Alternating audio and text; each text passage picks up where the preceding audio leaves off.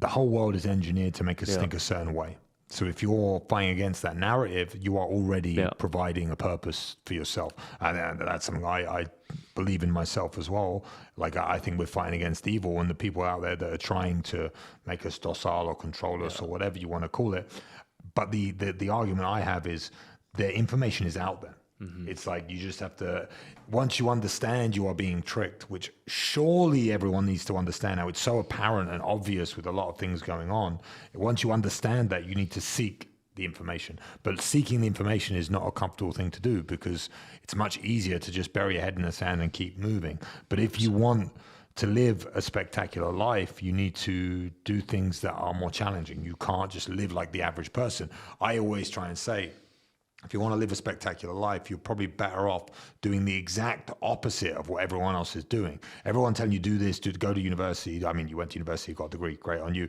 But go to university. This is go become a banker. It's like, if you go the other way and look at Wi-Fi money or look at e-commerce or look at these things, like, they're not telling you to do that. No one's telling you to go start a business and start an e-commerce business. True. And that the amount of freedom and financial, but there's risk, right? There's risk involved with standing on your own two legs and going, I'm going to do this. There's risk with that. But I think the more people move towards safety is, a disguise for control. If you are safe and you have not to think, then you're basically just doing the whim of other people rather than your own. So if you don't have any purpose or any ideology in life, and you're not willing to stand up to your ideas, then you're just part of the machine. So I think to have the confidence, like this, I like to talk about this a lot on the podcast, about confidence and meaning and all these sort of things. But where do you think, like you said, single mother household, went to the army, from the army became a personal trainer? What in that journey, I mean, you were, like you said, even an agent of the Matrix, if you want to call it that, like you were defending the country, went to military. Where was that point in your life where you peeked behind the curtain and you saw, like, no, there's something wrong with this? Like, what's then made you believe, like, I need to start fighting against this? Again, I think truly by being in it and living it. I think that you can read about it, you can get the information, 100%. Right now, I think you have access to it. You don't have to go through all that to experience it. You can access it now. That's why you got to listen to people like us, because why you're listening to this podcast, because you don't have to go through that. You don't have to go access the military. You don't have to go to university because I'm going to tell you straight, we talk about getting the degree. If anything, the degree was fulfilling my ego. It was really to show off, like, I got a piece of paper, because I want to say I didn't want to be a self-proclaimed coach. But if you ask me effectively, did it make me or learn me more about psychology that I could elsewhere? No. Because at the end of the day, all I'm doing is I'm learning from a textbook that by now might be dated, right?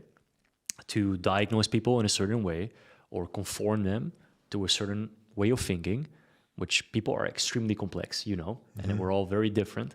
And that's also my thesis against this whole psychotherapy, right? How can we define people? How can we put them in boxes? I certainly can't be put in a box. Neither can you. We're so complex as a human being. So this is what's fascinating about psychology.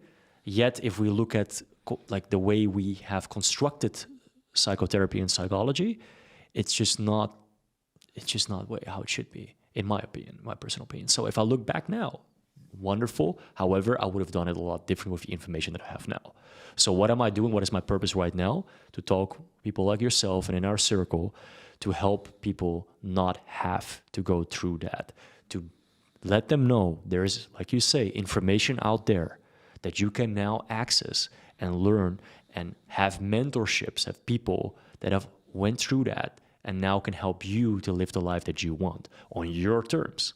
It is accessible, but you got to do it your way. You got to find out your way, and that's beautiful right now, because I think I'm now 30.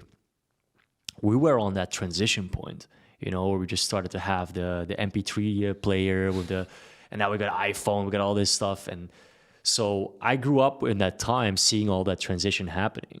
And I think it's absolutely beautiful that I can say that I went to access all these different sides, and now to find out everything was a lie. Was it a hard pill to swallow? Yes, absolutely it was. And that's where I think building my circle slowly, gradually, and having a lot of, respect in my community for the fact that I, made mistakes and developed and grew my business to what it is now and my personal brand. I mean, it was quite a process.